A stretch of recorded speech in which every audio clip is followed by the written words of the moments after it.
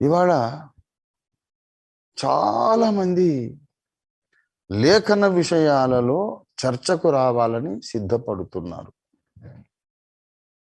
సిద్ధాంత విషయాలలో చర్చకు రావాలని సిద్ధపడుతున్నారు. ఓఫిర్ మినిస్ట్రీస్ కూడా చాలా కాలంగా పిలుస్తూ ఉంది. కర్మేలు కొండ దగ్గరికి వచ్చినట్టు, ఇస్రాయేలీలు వచ్చినట్టు చర్చకు రండి, వేదాంత చర్చకు రండి, డాక్ట్రినల్ డిబేట్కి రండి, ఏది సత్యబోధో తేల్చుకుందామని. ఈ దినం పరిశుద్ధాత్మ దేవుడు మాట్లాడుతున్నాడు. ఆ చర్చకు వచ్చేవాళ్ళు మొట్టమొదట వారి అర్హతలు ఏమిటో, వారి సాక్ష్యం ఏమిటో ముందు చెప్పాలి. ధర్మశాస్త్రం బాగా తెలిసినటువంటి ఉపదేశకుడైనటువంటి నికోదేముని పరిసయునికి యేసయ్య చెప్పాడు, you must be born again, నీవు నూతనముగా తిరిగి జన్మించాలి. చర్చ కొరకు వచ్చేవాడు ముందు తాను ఎప్పుడు నూతనంగా తిరిగి జన్మించాడో చెప్పాలి. If he is not born again, there is no point in discussing the scriptures with that fellow who is a son of the devil. సైతాను కొడుకుతో కూర్చొని లేఖన విషయం మాట్లాడతామా? సిద్ధాంత విషయాలు, దేవుని సమాజానికి ఏ సిద్ధాంతం బోధించాలో ఆ దెయ్యం పిల్లలతో చర్చిస్తాము మనం. Is it not nonsense? దయచేసి గమనించాలి. భక్సింగ్ అయ్య గారు అందుకే ఎవరైనా వచ్చి ఏదైనా మాట్లాడదామంటే, brother are you born again అని అడిగారు ముందు.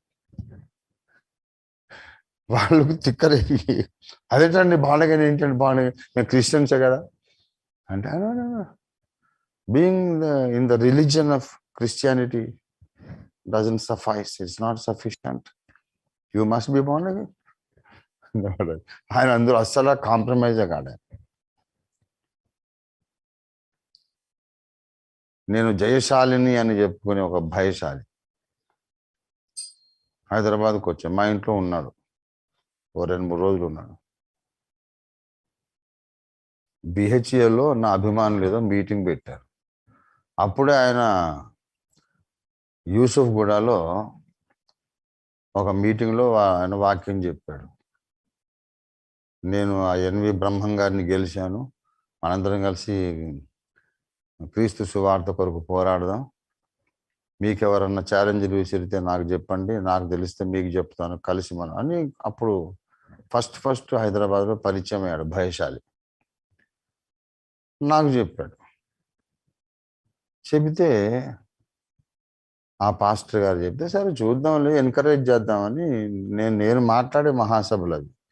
బాబు ఓసారి ఒక ప్రసంగం చేసి వెళ్దూరమ్మని చెప్పాను. చెప్తే ఒక అడ్డగోలు పనికిమాలిన ప్రసంగం చేశాడు. మనుషులందరూ దేవుని పిల్లలే అని చెప్తున్నాడు. వెంటనే నేను లేచి మైక్ పట్టుకొని, నువ్వు కూర్చో, తప్పు, మనుషులందరూ దేవుని పిల్లలు గారు, మనుషులందరూ పాపులు బాబు, యేసు రక్తంలో కడగబడితే అప్పుడు దేవుని పిల్లలు అవుతారు, అందరూ దేవుని పిల్లలు కాదు, తప్పు కూర్చో అని చెప్పాను. తను ఎందరు అంగీకరించారో వారు దేవుని పిల్లలగుటకు అధికారం ఇచ్చాడు. అంతేగాని every human being Born in to this world, ఆదాము పిల్లలందరూ దేవుని పిల్లలు అని చెబుతున్నాడు. ఆదాము దేవుని కుమారుడై ఉండేను కనుక ఆదాము పిల్లలు దేవుని పిల్లలే అని చెబుతున్నాడు. కనుక ఈ నాన్ సెన్స్ బోధ చేయకనంటే, అయ్యా నేను మీ దగ్గర చాలా నేర్చుకోవాలి అని చెప్పి అక్కడ నుంచి అంటే పారిపోయాడు. అది జరిగింది. నేను నా ప్రసంగాలు 3 రోజులు జరిగినాయి అక్కడ. ఇతను ఒకసారి వచ్చి నాతో వాత పెట్టించుకుని పోయాడు భయశాలి. అయితే అతన్ని అడిగాను నేను, బాబు నువ్వు ఎప్పుడు రక్షింపడ్డావని అడిగా. రక్షణ పొందడం ఏంటి, మేము క్రిస్టియన్సే కదా అంటున్నాడు. సరే రక్షణ పొందడం అంటే నీకు అర్థం కాలేదనుకుంటా, బ్యాప్టిజం ఎప్పుడు పొందావు, మేము అదే రక్షణ దినం అని చెప్పుకుంటాం అంటే, బాప్తిజమా, అదెందుకు, యేసు ప్రభువులో విశ్వాసం ఉంది కదా, మరి బాప్తిజం ఎందుకు అని నన్ను అడుగుతున్నాడు. ఆయన పెద్ద లీడరు, ఆ పనికిమాలినోని లీడర్గా ఎంచుకున్న పనికిమాలిన బృందం ఇంకోటి మూక తయారైంది. A man who is not born again is now teacher to the people of God. ఇంతకన్నా బ్యాంక్రప్సీ అండ్ డిప్రేవిటీ, ఇంతకన్నా దివాళాతనం ఇంకోటి ఉందా? దేవుని సమాజానికి బోధ చేయడానికి బయలుదేరిన ఒక మనిషికి తాను నూతనంగా తిరిగి జన్మించానన్న సాక్ష్యమే లేదు. వాడా మనకు వాక్యం చెప్పేది? బుద్ధిహీనులు ఎందుకు అంగీకరిస్తున్నారు అతన్ని? దేవుని సమాజంలో సిద్ధాంత చర్చ కొరకు ఎవరన్నా రావాలంటే ముందు తమ రక్షణ సాక్ష్యం చెప్పాలి. నేను చెప్తాను ఆ రక్షణ సాక్ష్యం. నువ్వు ఎప్పుడు రక్షింపడ్డావు? ఏ విధంగా రక్షింపడ్డావు?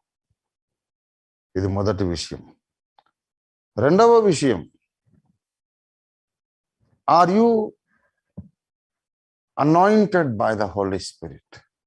ఇది రెండవ ప్రశ్న. రక్షణ పొంది ఉండాలి, పరిశుద్ధాత్మ అభిషేకము పొంది ఉండాలి. నాకు తెలిసి ఇప్పుడు సిద్ధాంత చర్చకు వస్తున్నాము అని చెబుతున్న అనేక మంది 90% పరిశుద్ధాత్మ అభిషేకాన్ని నమ్మనోళ్ళే. They are non Pentecostals and anti Pentecostals. అవును, పరిశుద్ధాత్మ అక్కర్లేదు అన్నోడితో ఆత్మను అభిషేకము పొందినటువంటి నేను ఏం కూర్చొని మాట్లాడతాను? వాడికి నాకు కామన్ ప్లాట్ఫామ్ ఉందా? ఇద్దరు పైల్వాన్లు కుస్తీ వస్తాదులు వచ్చారు కుస్తీ పట్టడానికి. ఒకడు 3rd ఫ్లోర్లో ఉన్నాడు, ఒకడేమో గ్రౌండ్ ఫ్లోర్లో ఉన్నాడు. కుస్తీ నడుస్తుందా? ఆ ఫ్లోర్ వేరు, ఆ హైట్ వేరు, ఈ హైట్ ఈ ఫ్లోర్ వేరు. Anybody who wants to discuss doctrinal issues must be anointed by the holy spirit. అదంతా అవసరం, అది పెంతెకోస్తు సిద్ధాంతం మనకు అక్కర్లేదండి అంటే నువ్వు నాకు కూడా అక్కర్లేదు.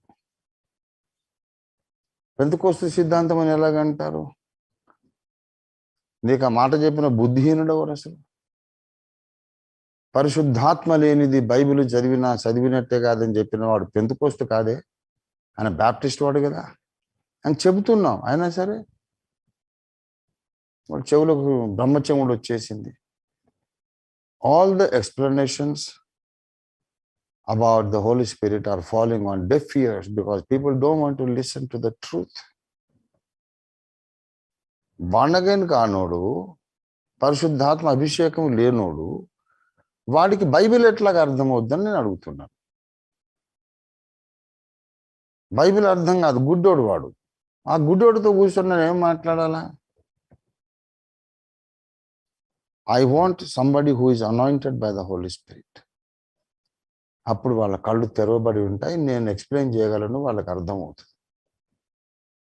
అంటే నీకు పెంటకోస్టల్స్తోనే మాట్లాడతావు అంటే పెంతెకోస్తోళ్ళను ఇంకేమైనాను నీ ఇష్టం, నువ్వు ఏ పేరన్నా పెట్టు. నేను అభిషిక్తులు అంటున్నా. అంటే మా సంఘం ప్రకారం అభిషేకం అనేది లేదండి, అవసరం లేదండి. రక్షణ పొందిన వాళ్ళందరూ యాజకులేనండి. రక్షణ పొందిన వాళ్ళందరూ రాజులైన యాజక సమూహమేనండి. అంత డిస్టింక్షన్ చేయకూడదు. వేరే ఒక ఉన్నతంగా కొంతమంది ఉన్నారు, వీడు మామూలు వాళ్ళని అలాగే చేయకూడదు, తప్పు. అందరూ రాజులేని యాజక సమూహం. అట్లా అది ఇంకో ట్రాష్ వాడు చెప్పేది. అసలు ప్రజలందరూ రాజులైన యాజక సమూహం అని నిర్గమకాండం 19వ అధ్యాయంలో యెహోవా దేవుడు ఇశ్రాయేలు జనాంగాన్ని గురించి అన్నాడు. ఇశ్రాయేలీయులందరూ యాజక రూపమైన రాజ్యము అన్నాడు అని అందులో మళ్ళీ అహరోనును స్పెషల్గా అభిషేకించాడు. అదే కొత్త నిబంధనలో కూడా సిస్టమ్ నడుస్తుంది, వర్తిస్తుంది. అందరూ రాజులైన యాజక సమూహమే కానీ అందులో స్పెషల్లీ అనాయింటెడ్ ప్రీస్ట్స్ ఉన్నారు. అలాంటి వాళ్ళు అయితే రావాలి, మాట్లాడాలి. ప్రభునందు ప్రియులారా, పరిశుద్ధాత్మ మన బలహీనతను చూచి మనకు సహాయము చేయుచున్నాడు. అది మన మూలవాక్యం, రోమా 8:26. పరిశుద్ధాత్మ సహాయము చేయుచున్నాడు అంటే ఎవరికి సహాయం చేస్తాడు? పరిశుద్ధాత్మ అంటే ఎనర్జీ అని చెప్పినోడు, పరిశుద్ధాత్మ మనకు అక్కర్లేదు అన్నాడు, పరిశుద్ధాత్మ గురించి మాతో మాట్లాడొద్దు అన్నోళ్ళతో ఆయన ఎలా సహాయం చేస్తాడండి? ఆయన చేయుడు. పరిశుద్ధాత్మ సహాయం లేనోళ్ళు కూర్చోబెట్టి నేను ఎలాగ సత్యం ఎక్స్ప్లెయిన్ చేస్తాను? ఇదేమన్నా reasonable? I outrightly reject and disqualify. I declare them as unfit for doctrinal discussion.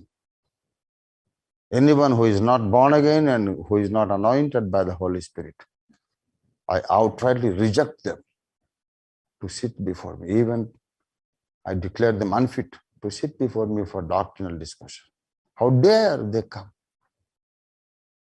ప్రతి ఒక్కడు నేను పెద్ద మేధావిని అనుకున్నా, నేను బైబిల్ బాగా చదివేశారంటాడు. ఏం చదివారో గుడ్డి కళ్ళు వేసుకొని.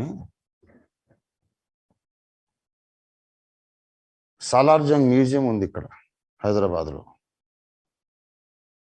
చాలా అద్భుతమైన పురాతత్వ వస్తువులు ఉన్నాయి, ప్రాచీన కాల వస్తువులు చాలా అద్భుతమైనవి ఉన్నాయి. ఒకడు చెబుతున్నాడు, 100 సార్లు ఆ మ్యూజియంలోని ప్రతి గది నేను దర్శించి వచ్చాను, ప్రతి గదిని విజిట్ చేశాను, 100 సార్లు వెళ్ళాను అనుకున్నాడు. ఏమేమి ఉన్నాయో చెప్పంటే చెప్పలేక నసుగుతున్నాడు. ఎందుకంటే పాప 2 కళ్ళు గుడ్డివి.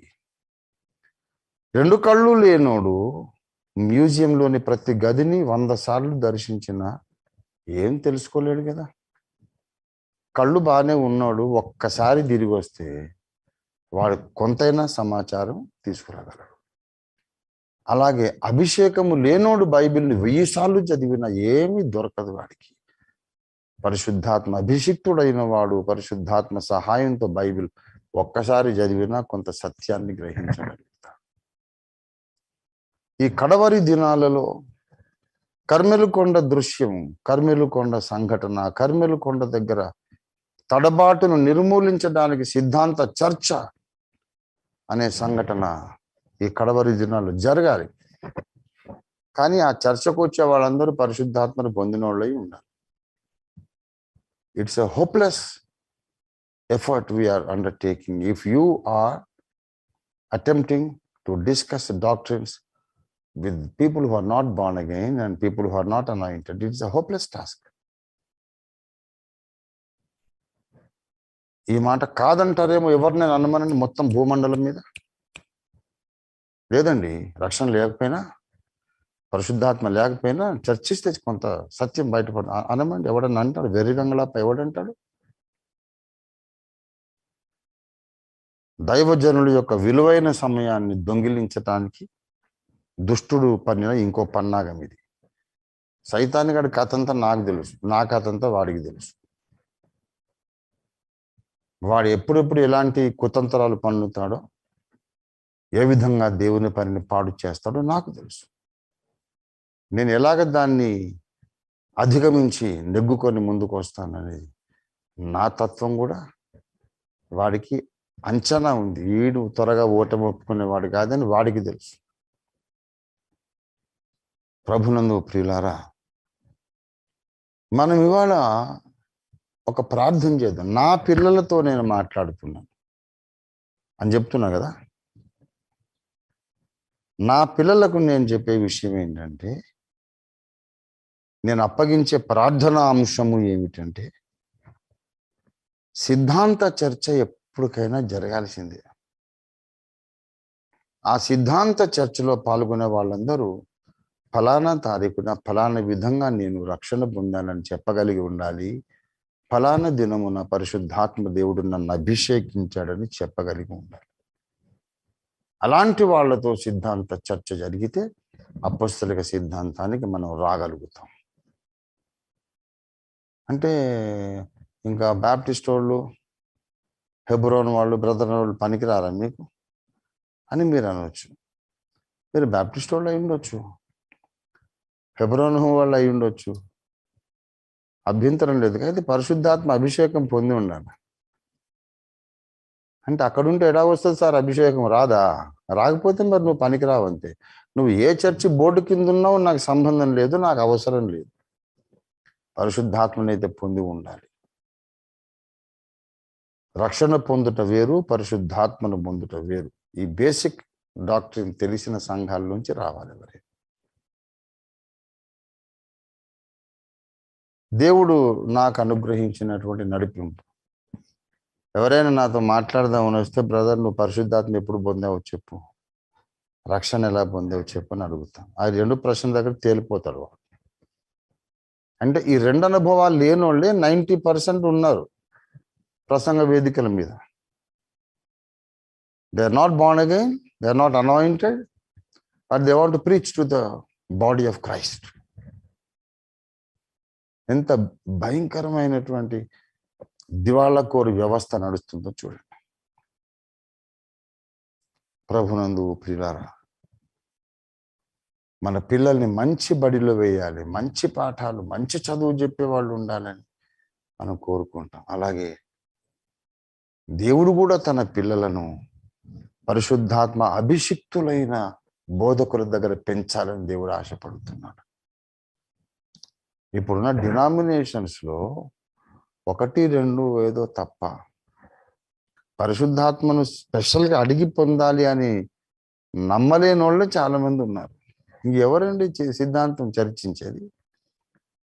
2వ రాకడ విషయం నేను చెప్పింది రైట్ అని నేను ఈ రక్షణ లేని వాళ్ళతో, పరిశుద్ధాత్మ లేని వాళ్ళతో వాదించి నెగ్గి గెలిచి వాళ్ళు నిరూపించలేను. ఒకటే మార్గం, యుగాంతం గ్రంథంలో నేను రాసింది కరెక్ట్ అని వాళ్ళకి ఎప్పటికి అర్థం అవుద్దంటే, ఆ గుడ్డి కళ్ళు వేసుకొని వాదిస్తే అర్థం కాదు. రేపు అబద్ధ క్రీస్తు వస్తాడు, 1 వరల్డ్ గవర్నమెంట్, ప్రపంచ ఏకాధిపత్యం, ఏక ప్రభుత్వం వస్తుంది.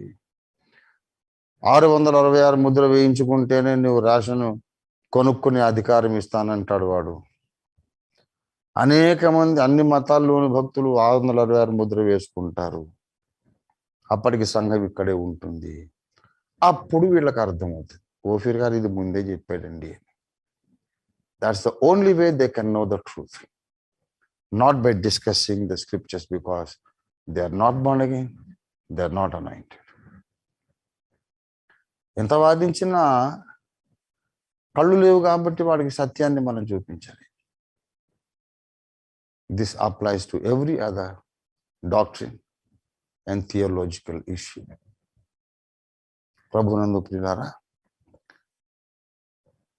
ఒక దినము రాబోతుంది, ప్రపంచ క్రైస్తవ సమాజములోని డినామినేషన్స్ అన్ని పెంతుకొస్తా అయిపోతాయి. నేను చెప్తున్నా, ఇప్పుడు మీరు రాసి పెట్టుకోండి, ఇది మీరు రికార్డెడ్గా ఉండిపోతుంది క్లౌడ్ మెమరీలో.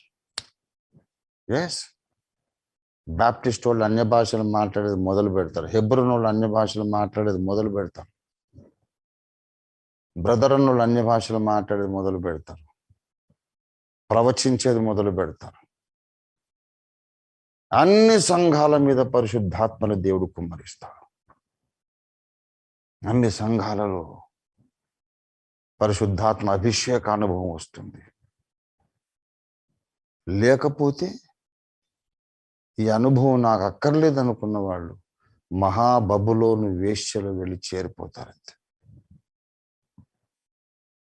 2 డినామినేషన్స్ అయితే, నూతన యెరూషలేము సంఘము, మహాబబులోను వేశ్యా సంఘం. మహాబబులోను వేశ్యా సంఘానికి క్రీస్తు విరోధి అబద్ధ క్రీస్తు శిరస్సు. నూతన యెరూషలేము సంఘానికి సత్యక్రీస్తు, దేవుని కుమారుడు, ఆది సంభూతుడు, ఆది మధ్యాంతరహితుడు, ఆయన శిరస్సు. All Christian denominations will be shuffled and re-divided into 2 denominations, 2 different groups, that's all. ఇప్పుడు 101 డినామినేషన్లు ఉన్నాయి, అవన్నీ ఉండవు, అన్ని కలగలిపిసిపోయి షఫలింగ్ అయిపోయి 2 గుంపులు అయితే, ఒకటి రక్షణ అనుభవము కలిగి పరిశుద్ధాత్మ అనుభవము అభిషేక అనుభవం కలిగిన గుంపు, రక్షణ కానీ పరిశుద్ధాత్మ అనుభవం కానీ లేని గుంపు, సత్య ప్రత్యక్షత లేని గుంపు, అదొకటి ఇదొకటి. పరిశుద్ధాత్మ అభిషేకము కలిగి సత్య ప్రత్యక్షము కలిగిన సంఘమే ఎత్తబడే సంఘము. పరిశుద్ధాత్మ అభిషేకం లేకుండా, సత్య ప్రత్యక్షత లేకుండా ఉన్న వాళ్ళు ఎవరు పరలోకానికి రారు, అగ్నిగుండమే వాళ్ళ గతి. I am patient enough to wait for that wonderful hour, wonderful time, where the people of God will be divided into 2 sections. 2 groups. ఆ 2 గ్రూప్స్ కింద వీళ్ళని విడగొట్టడానికే మహాశ్రమల కాలం ఉపయోగపడుతుంది. మహాశ్రమలు రాని ఉంటాడు ఒకడు, అంతకుముందే సంఘం వెళ్ళిపోద్దంట. వాడు ఎంత అమాయకుడా లేకుంటే మూర్ఖుడా మూఢుడా ఏమన్నారు? దేవుని సంఘం అంటే పరలోకానికి వెళ్ళిపోయినాక శ్రమలు వస్తాయంట. శ్రమలు ఎవరికి వస్తాయి మరి? అబద్ధ క్రీస్తు ఎవరిని హింసిస్తాడు? పరిశుద్ధులందరూ వెళ్ళిపోతే వాడు ఎవరితో యుద్ధం చేస్తాడు? పరిశుద్ధులతో యుద్ధం చేయడానికే వాడు వస్తున్నాడని బైబిల్లో ఉంది కదా. పరిశుద్ధులందరూ వెళ్ళిపోయినాక వాడు యుద్ధం చేసే పరిశుద్ధులు ఎవరు? పరిశుద్ధులందరూ వెళ్ళిపోయినాక ఈ 3 ముద్ర వేయించుకోక శిరచ్ఛేదనం చేయబడే వాళ్ళు ఎవరు? ఎవరి శిరచ్ఛేదనం చేస్తాడు వాడు? శ్రమలు ఎవరికి వస్తాయి? ఎవరిని శ్రమ పెడతాడు అబద్ధ క్రీస్తు? వాడికి మొక్కిన వాళ్ళ వాడు శ్రమ పెట్టేది. గజిబిజి గందరగోళం, ఓ స్పష్టత లేదు. వాళ్ళతో మనం డిస్కస్ చేయాలంటే ముందు అభిషేకం పొంది ఉండాలి, తర్వాత పరిశుద్ధాత్మతో సహవాసం కూడా ఉండాలి. నూతన జన్మ, పరిశుద్ధాత్మ అభిషేకము, పరిశుద్ధాత్మతో దినదిన సహవాసము, ఈ 3 ఉంటే పరిశుద్ధాత్మ వారికి సర్వసత్యము నేర్పిస్తాడు. సర్వసత్యంలోకి ఆయన వారిని నడిపిస్తాడు. సర్వసత్యంలోకి నడిపించడానికే పరిశుద్ధాత్మ దేవుడు వచ్చాడు. యోహాను సువార్తలో ఒక మాట చదువుతా చూడండి, 16వ అధ్యాయము. యోహాను 16వ అధ్యాయం 13వ వచనం. అయితే ఆయన, ఎలక్ట్రిసిటీ కాదు, అయితే ఆయన అనగా సత్యస్వరూపి అయిన ఆత్మ వచ్చినప్పుడు మిమ్మును సర్వసత్యములోనికి నడిపించును. ఆయన వచ్చినప్పుడు ఆయన మీకు అన్ని విషయాలు బోధిస్తాడు, నడిపిస్తాడు, సర్వసత్యంలోకి నడిపిస్తాడు. 14:26 యోహాను సువార్త. ఆదరణకర్త అనగా తండ్రి నానామమున పంపబోవు పరిశుద్ధాత్మ సమస్తమును మీకు బోధించి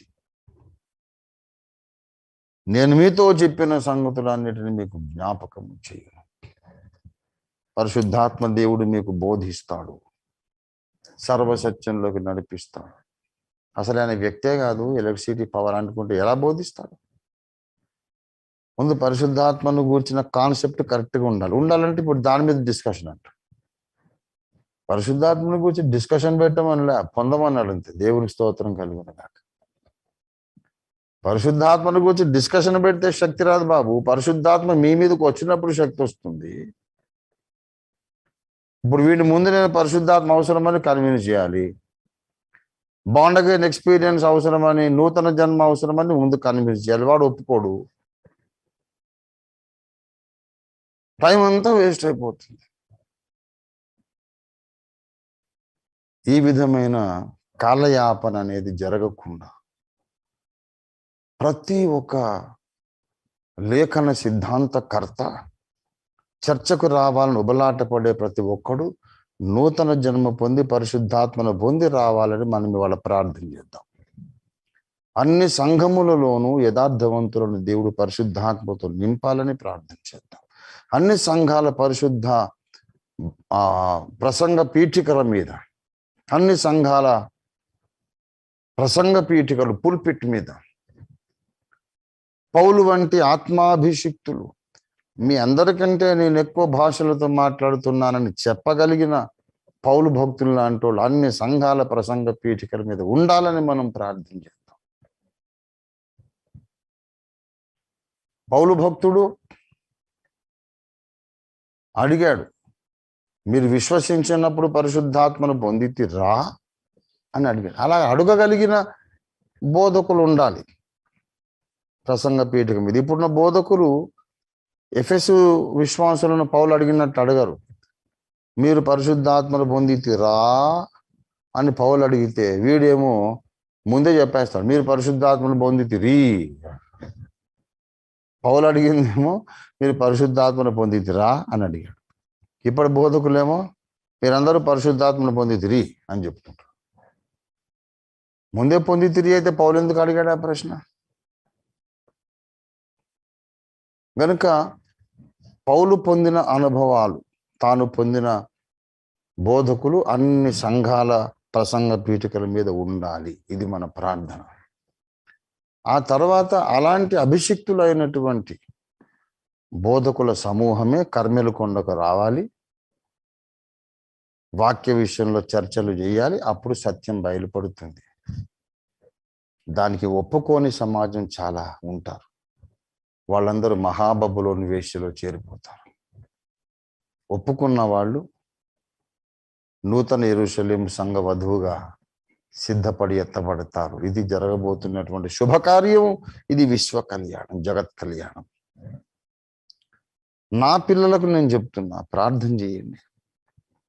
సిద్ధాంత చర్చల పేరిట టైం వేస్ట్ జరగకూడదు అని ప్రార్థన చేయండి. చర్చకు వచ్చే ప్రతి ఒక్కడు రక్షణ పొందిన వాడే, పరిశుద్ధాత్మను పొందిన వాడే, పరిశుద్ధాత్మతో సహవాసం చేసి కలిసి నడిచేవాడై ఉండాలి అని ప్రార్థన చేయండి. ఆ అనుభవం లేని వాళ్ళు ఎవరు అసలు చర్చల విషయం ఎత్తకుండా రాకుండా దేవుడే, పరిశుద్ధాత్మ దేవుడే వారిని దూరపరిచేటట్టుగా ప్రార్థన చేయండి. పిల్లలాట అనుకున్నారా లేఖనాల చర్చ? అన్య భాషలు మాట్లాడే ఒక దైవజనుడితో అన్య భాషలను ఇది దయ్యం బట్టి మాట్లాడుతున్నాడని దూషించే ఒకడు కూర్చొని ఎలా మాట్లాడతాడు? వాడి సంఘంలో బోధ చేస్తాడు, పరిశుద్ధాత్మ లేదు, అన్య భాష లేదు, ప్రవచనాలు లేదు, అవన్నీ ఆగిపోయి ఇప్పుడు ఎవడైనా భాషలు మాట్లాడితే వాడు దయ్యం బట్టి మాట్లాడుతున్నాడని బోధ చేస్తాడు. నేను అన్య భాషలు మాట్లాడే ప్రవక్తను, నేను అన్య భాషలను వాడు దయ్యం అని పిలుస్తున్నాడు. వాడిని కూర్చొని ఏం మాట్లాడతాను? వాడితో కూర్చొని వాడిని కూర్చోబెట్టి ఏం మాట్లాడతాను? పరిశుద్ధాత్మను దూషించే వాడికి నాతో కామన్ ప్లాట్ఫామా? Never possible. నేను పరిశుద్ధాత్మతో నింపబడ్డాను. నేను 10 సంవత్సరాల వయసు ఉన్నప్పుడు, ఇప్పుడు 53 సంవత్సరాలుగా ప్రతి దినము నేను అన్య భాషల్లో ప్రార్థించని రోజు లేదు. 53 సంవత్సరాలు. ఈ కుర్రకుంక రక్షణే పొందలేదు, ఆడుస్తాడు నాతో మాట్లాడు.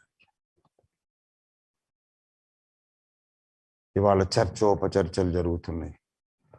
వాడు ఏదేదో మాట్లాడతాడు. ఓఫీర్ గారి క్యారెక్టర్ మంచిది కాదట, ఓఫీర్ గారి సిద్ధాంతం మంచిది కాదట.